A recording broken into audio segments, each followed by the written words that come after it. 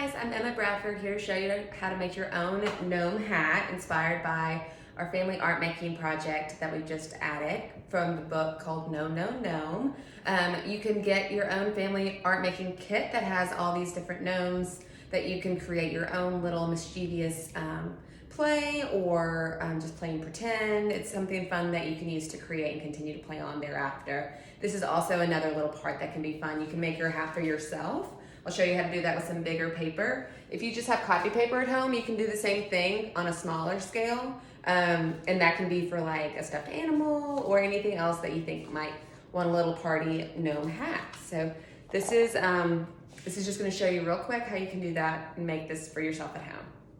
All right, so I've already got this one and it's already decorated and taped together and whatnot. This one I used just this kind of oversized, it's just large paper that you can get, I think, at Walmart or probably Amazon, order it wherever. It has this little thing in it. You can also use butcher paper. So like if you have a big roll of just plain paper, if you have wrapping paper, that's another one that's really useful.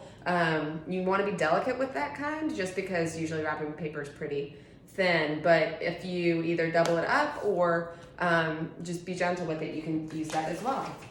So the first thing that you want to do to make your own gnome hat is we're going to start with the shape of it. So I'm going to start by I'm kind of curling it to where the tip is nice and enclosed, but then this part is as big as you can make it. So that way it fits your head well, or your kid's head. And you can make it smaller if it's like a really big piece of paper, or you can make it smaller just by twisting it a little bit tighter.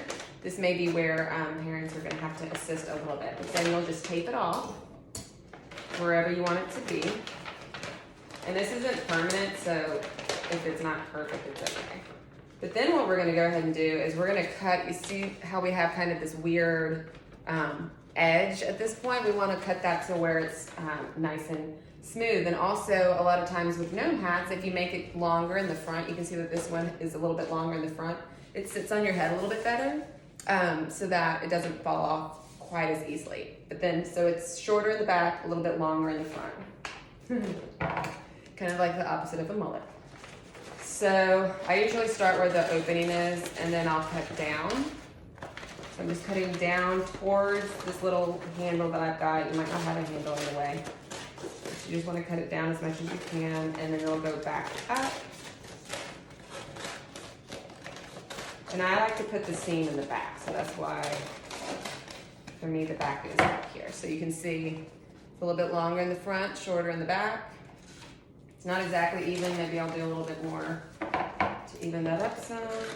You can go both ways, however it makes it easiest to make it nice and even. All right, so then let's put your extra stuff aside. All right, we have our base, and now I'm actually gonna untape it so I can color it. So all you do is untape it, and this is generally gonna be kind of what it looks like. It'll be a little different depending on how you rolled it up. Then you want to kind of work in the space, especially where it's cut. You'll know that that's kind of what's going to be seen. So I'm just going to add some quick scribbles here so you can kind of see how it'll come back together. Let's go with some pink and some blue. I'm learning how to mark a little bit, but that's okay. All right.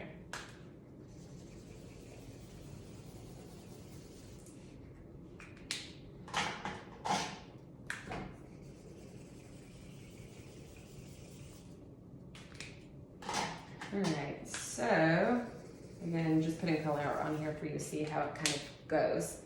So I colored most of it. I'm gonna twist it back the way I had it. You can kind of tell sometimes where it was before. So you wanna try to twist it back to where it was, best you can. And now you can also tell I have some extra. So if I want to, I can cut this off right here to where it's all got color on it from my markers. And you can always color on it when it's there too, but this is a good way to go ahead and get that maybe where you want it. So I'm gonna go ahead and tape it where it is on the bottom, and then I'm gonna cut it going straight up and down, whichever way works best for you.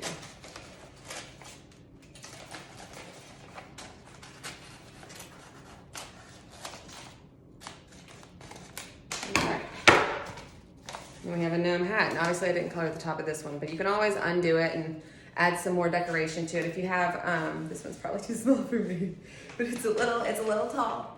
It's still a cool little hat. This might be a better size for a kid. Again, size for adults if you want to play too.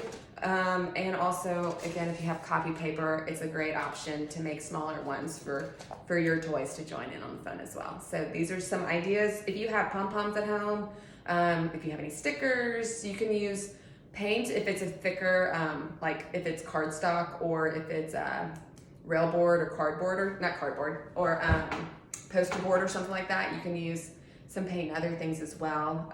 Really, it's just about getting that shape the way you want it to. Then I would lay it back out flat to decorate, and then you can put it back together. And you can use hot glue too if you want it to be extra secure, but tape seems to work just fine if you're just using paper. Hope you guys enjoy.